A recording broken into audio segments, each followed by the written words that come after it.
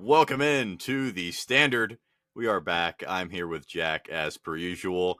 And the Pittsburgh Pirates are the best team in the MLB by record currently. Is that right? We just watched Gunnar Henderson throw a ball off the Pirate's head. Jack, what is happening with the Pirates? Listen, I think the majority of the world is surprised by this start. However, I'm not. I've been telling everybody this is going to look really bad in like 3 months, but we're good this year. I'm telling you, we are good this year, and we just took 2 out of 3 from the team in the AL that was supposed to win the AL this year. So you can say whatever about how we swept the Marlins in 4 games, whatever. That was on the road too, so it's at least kind of impressive. You win 4 games on the road against anybody in any sport. That's good. Take 2 out of 3 from the Nationals on the road, and then you come back home and you take 2 out of 3 from a very good baseball team, and I think that's nothing to look away from. I think it's a great start for the Pirates, and I don't expect to slow down completely, really. Okay. So I do think it's very impressive that they were able to take 2 out of 3 from Baltimore. You said they're supposed to win the AL this year, especially 2 walk-offs. I think that shows that this team definitely has a little bit of something.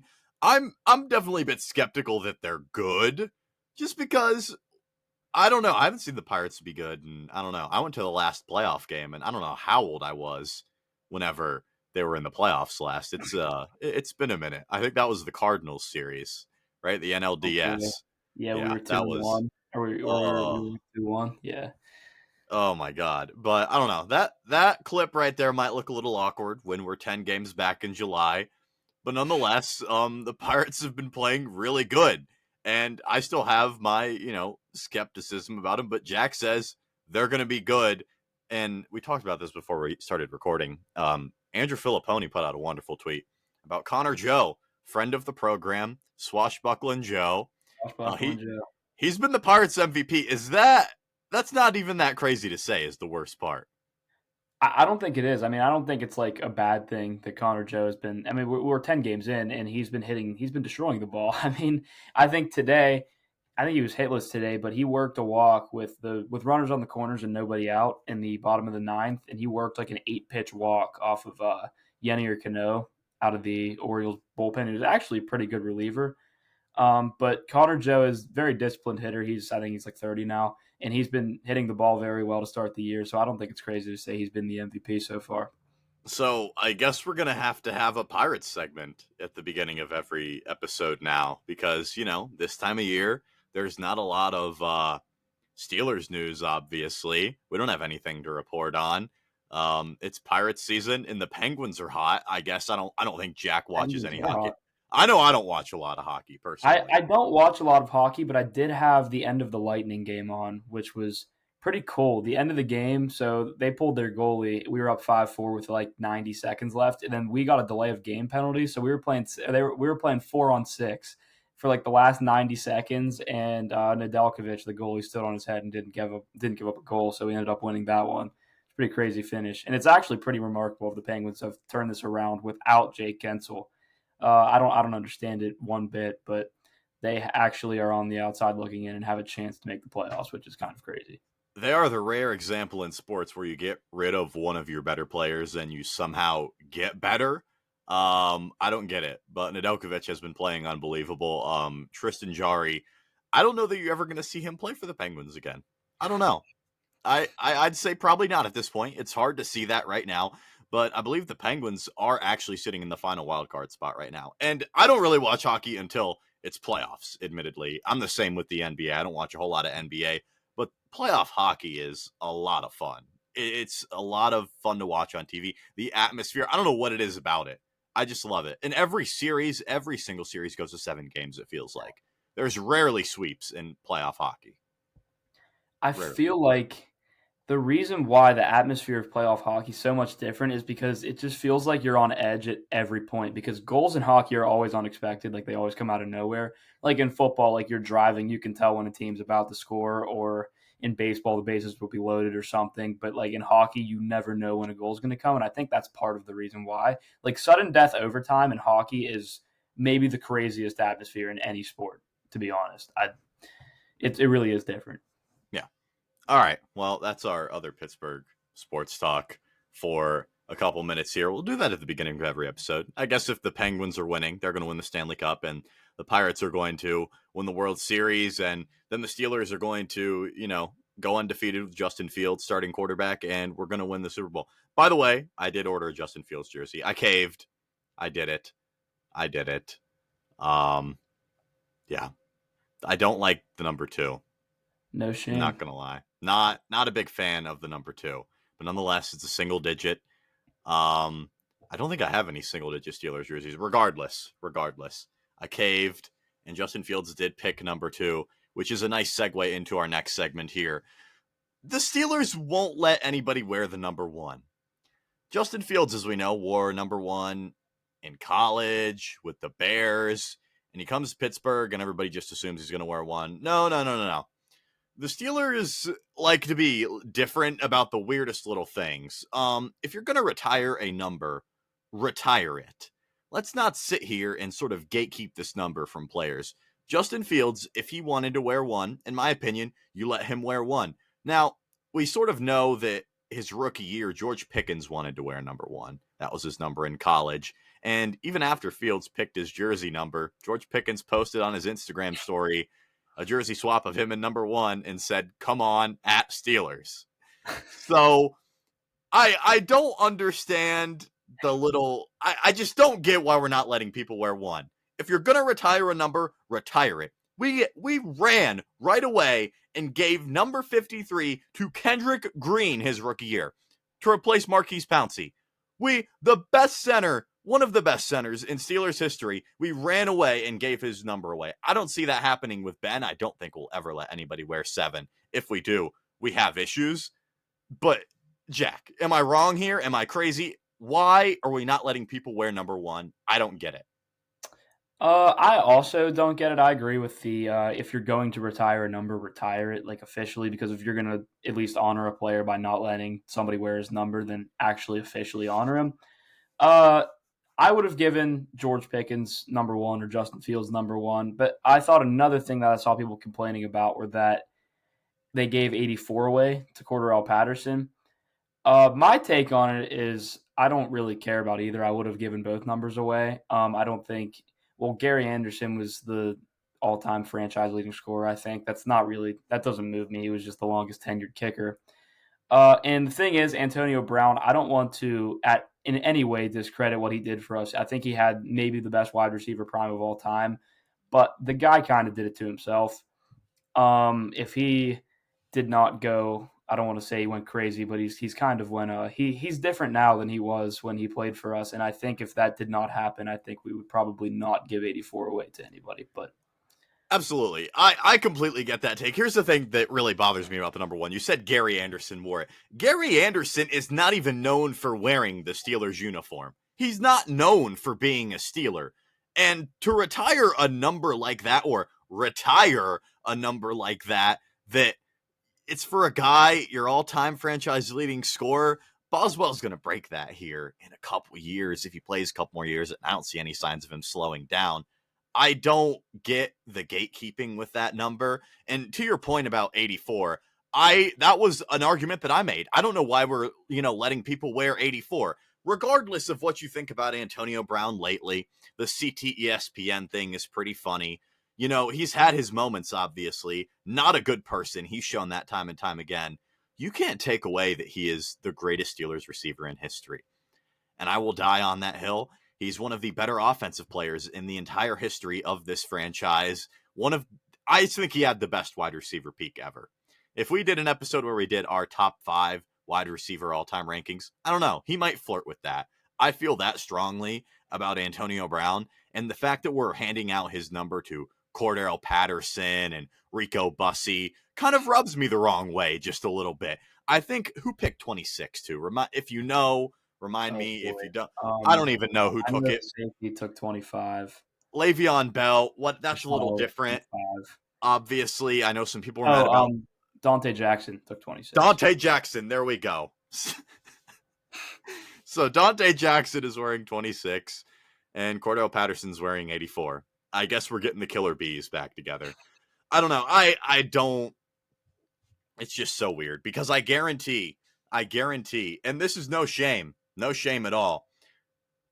If you knew who wore number 1 for the Steelers, like if you know why that number is retired, like that's pretty impressive, I think. I don't think a lot of people really know Gary Anderson or even recognize him for wearing the Steelers uniform.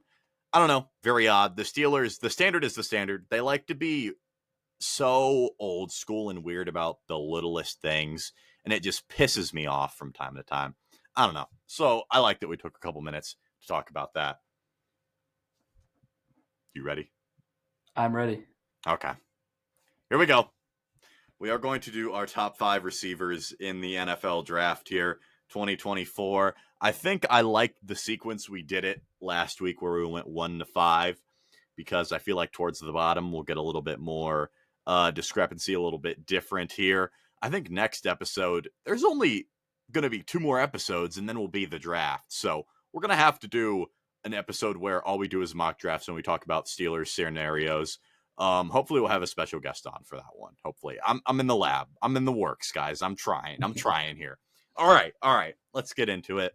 My number 1 receiver in the 2024 NFL draft class. I don't need to do a big reveal for this. It's Marvin Harrison Jr. I don't really have to explain a lot, do I?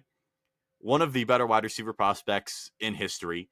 I did say last week that I think Caleb Williams is generational. I don't think Marvin Harrison Jr. is generational. I don't.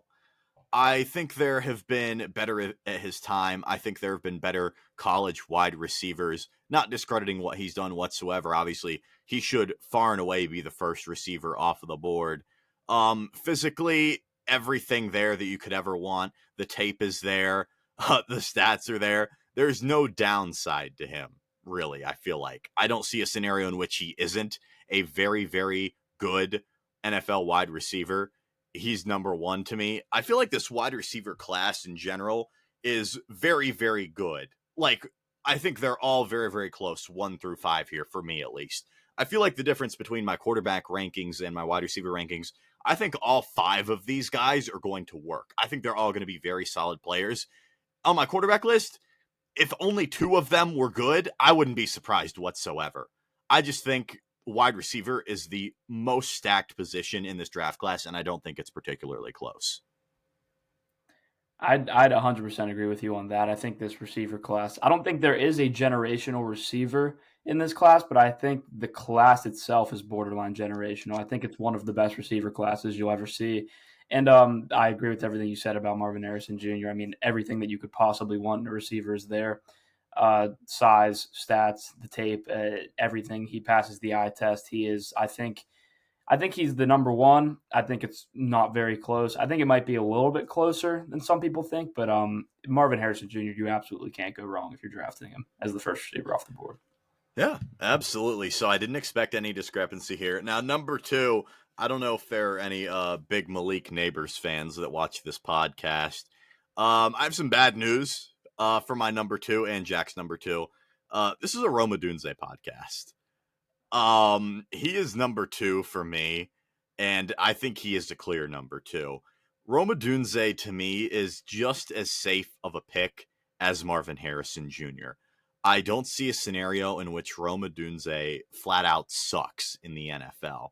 He is a human first down, literally. Averaged well over 10 yards a catch last year at Washington. And part of the reason Michael Penix was able to be so successful down the field was Roma Dunze has magnets for hands. He has such strong hands. He's so good at the catch point. It doesn't really matter. I think his NFL comp for me, I think this is a very strong comp too, is Keenan Allen. And that's why I am hoping and praying that the Chargers take Rome at number 5, because if you're going to fill the shoes of Keenan Allen, there is nobody better to do it than Roma Dunze. He was made in a lab to be a possession receiver, a down the field guy. He's going to get 1,000 yards a couple of times in his career, at the very least. I feel that strongly about him. Jack, you're the guy that put me on to Rome all the way back in the fall. And yeah, he's my number 2. Yeah, I mean, I don't want to jump the gun on Roma Dunze, but picture Jamar Chase plus about 3 inches of height and maybe 10, 15 pounds. Ooh. If you really dive into his tape, when he's, I guess, running deep routes and tracking deep balls and catching deep balls, he reminds you a lot of Jamar Chase. I mean, 6'3", 215. When you chuck I've seen Michael Penix chuck maybe like 50 deep balls to Rome Odunze this year, and you're just so confident when he does throw the ball because his ball tracking ability is elite, his hands are elite, his positioning's elite. It's really remarkable what he can do as a 6'3", 215 guy because he's also a good route runner. Like you said, he's a good possession receiver. He's walking first down.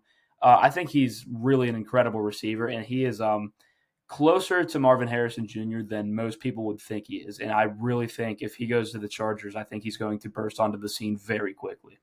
I do think whatever rookie receiver the Chargers take, because they're going to take a rookie receiver at number 5, you'd have to think they're going to catch 100 balls their first year because there's just no one in LA. And I really think with Rome, he's a guy that is obviously NFL ready. He's got the size, he's got the speed, the ball tracking ability. The Jamar Chase comp, whew, that is hot, but I love it. Like, seriously, he has that type of ceiling as a player. And I don't think people are really grasping that because I feel like Malik Neighbors has gotten a lot of the love. And I do think Malik Neighbors is very, very good here. But Absolutely. I prefer Roma Dunze to Malik Neighbors nonetheless. All right, we'll move on to number 3. My number 3 is Malik Neighbors. And he is the fastest wide receiver in this draft class, most like. Well, I say that Xavier Worthy. I'm kind of stupid. But that is what Malik Neighbors is known for, is his speed. Down the field ability. We saw it all year long with Jaden Daniels.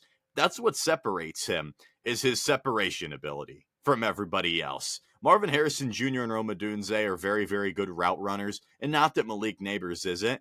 I don't think that's necessarily his strong suit. His ability to separate just by pure speed is something that I guess worries me a little bit in the NFL, but it doesn't worry me because we saw him do it time and time again in college. And I think in the right system, they're going to use him in that X position and they're going to have him run down the field a lot. I think he's a very safe pick. I don't think there's any doubt he's a top 10 pick. I like Malik Neighbors a lot. The thing with Malik Neighbors is just because I have 2 guys above him and you have 2 guys above him, that is not at all a knock on his ability. I mean, I think, like I said, this receiver class is borderline generational, and I think in a lot of other classes, Malik Neighbors would be the first guy off the board. I mean, like you said, ridiculously fast, strong. He's really good at positioning himself in deep balls because I mean, when you're 6 foot tall, you're not like, I wouldn't say you're a great height for a receiver, but he has elite ability to jump and elite vertical. He's great at positioning himself, so he can catch jump balls. He has good hands, and I think where he beats Rome is that he's good after the catch, or at least like he's elite after the catch. I think Rome is still good after the catch, but Malik Neighbors is more of like a rack receiver than Rome is. But I also really like Malik Neighbors. I just don't think he's as good as Rome Odunze. All right. Well, I think that's pretty fair. I called Malik Neighbors the fastest in the draft class. So, there we go. Xavier Worthy, not on my top 5. Spoiler alert. I would stay away from him in the first round. That's a different discussion for a different time, maybe. But nonetheless, number 4, moving quickly here, Brian Thomas Jr. And this is part of the reason I'm a little bit lower on, I don't know if I'm lower than Jaden Daniels. I don't think he's the consensus number 2 quarterback in the class. Like it seems like most of the media is convinced that he is, because Brian Thomas Jr., we know LSU is a wide receiver factory. Malik Neighbors and Brian Thomas Jr. are both going to go first round, and for good reason. Everything that Malik Neighbors did last year, Brian Thomas Jr. complemented it so perfectly.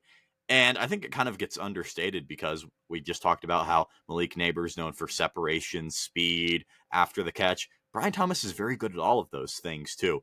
He's just sort of a hybrid between a guy that's very good after the catch, and I think he's a very, very good route runner, very technical. I like the way he does things. I like the way he runs routes. And for being a 2 to Malik Neighbors was unbelievable. Really could have started as the 1 in pretty much every other situation in college. And I think he can blossom into a wide receiver 1 in the NFL. He seems to me like a very, very safe pick here. And it feels like where all these mock drafts are landing, Brian Thomas Jr. is going somewhere in the early, late teens. Sometimes he drops to 20 to the Steelers. That would be a great pick, in my opinion. Possible Steeler here in Brian Thomas. He does a lot of things well. I think he would be a great compliment to George Pickens if he's a Steeler, but I'm getting kind of sidetracked here. He's my number 4 receiver in this class. I think it's truly remarkable how LSU at one point had Jamar Chase and Justin Jefferson on the same team, and now they end up with Malik Neighbors and Brian Thomas. It's pretty insane what they're doing. That being said, my number 4 is different. I also like Brian Thomas, but my number 4 is actually Ladd McConkey from Georgia. I think people don't understand how fast this guy is. I mean, he ran a 4.39, which is nothing to bat your eye at. That's really fast. You combine that with him being an elite route runner and good hands. He's good at catching the ball away from his body, which is going to help with running after the catch. And he's also elite after the catch. Can make defenders miss. He was Georgia's best receiver, and I don't know how people feel about Carson Beck, but he wasn't any of the guys that were throwing the ball to these other top receivers. And he produced with Carson Beck at quarterback. And so the tape checks out. His stats checked out. He's also, I don't want to base my receiver rankings off of your return ability, but he's, just to throw it in there, he's also a really good punt returner, which could help teams. I mean, it's more important than returning. I guess returns in general are going to be more important this year. But yeah, I have Ladd McConkey at 4, which I think is slightly controversial, but I prefer him to Brian Thomas. That is a little bit controversial, but I like it because a lot of the things I said about Brian Thomas, the route running ability, that Ladd McConkey does the route running thing very correctly, and he's very shifty. I was watching some of his stuff a couple of days ago, and there was just time and time again, he's not afraid to completely change his direction on the field. If he's running towards the left sideline, he's not going to go to the sideline. He's going to cut it back completely to the other side of the field if he feels like he can. And that's something I like about his game in particular. He's not on my top 5. I don't hate having him in the top 5 here. 4 is definitely a little bit aggressive, but I like it. I like that you backed it up. I can't complain here. This is not like the J.J. McCarthy thing last week where we're going to argue big time. Having him at 3 is ridiculous. So, sorry. We'll see. Sorry. We'll see. But Ladd McConkey, number 4. All right. So, number 5 here for me in the 2024 NFL Draft is Keon Coleman. Keon Coleman, I'll describe him as Mike Evans light. He is going to be very, very good in this league for a very long time. I think the Florida State receivers in this draft class need more love, personally. Jordan Travis was unbelievable before the leg injury, of course, last year. That was very unfortunate. They would have gone to the college football playoff regardless. Keon Coleman showed out time and time again. Keon Coleman at the catch point is just up there with a lot of the top receivers in this draft. And I think that's being overlooked a little bit. Keon Coleman, maybe not the fastest guy in the world, but he's a very good route runner again. And at the catch point, that's what I love in a receiver. The way George Pickens is at the catch point, I think is very, very similar to the way Keon Coleman is. And I think Keon Coleman can stretch the field just as good as any of them. I think he's going to be a very reliable, at least number 2 option in this league for a very long time. And it's a guy that I don't see getting a whole lot of love. I don't know if Keon Coleman's going to go in the first round. I don't know if he's going to go early in the second round. But wherever he goes, they're going to be very lucky and glad that they took him. I'm a big Keon Coleman believer. He's my number 5. Yeah, I think Keon Coleman, out of these receivers that you're seeing mocked, like late first, early second, maybe, I think he's probably the most boom or bust out of all of them. Like, it seems like he's either going to be really good or kind of just somebody that you forget about quickly. He's really relying on his athleticism, which you can see in guys that bust sometimes in this league. But that being said, my number 5 was Brian Thomas. Like you said, I mean, he's 6'3", 210 around. 4.33 speed, which is, he can run. He's got burners. He's an all-around athletic monster. If you follow combine grades and like relative athletic score, which is something I like to follow when grading wide receivers, he scored, what was it, like a 9.98 or something on the relative. He's a monster. He is insanely athletic. I'm a big relative athletic score guy, regardless. Big relative athletic score guy. He's also outstanding at tracking deep balls, which is huge when you can run a 4.33 and you're also 6'3". Everything physically checks out.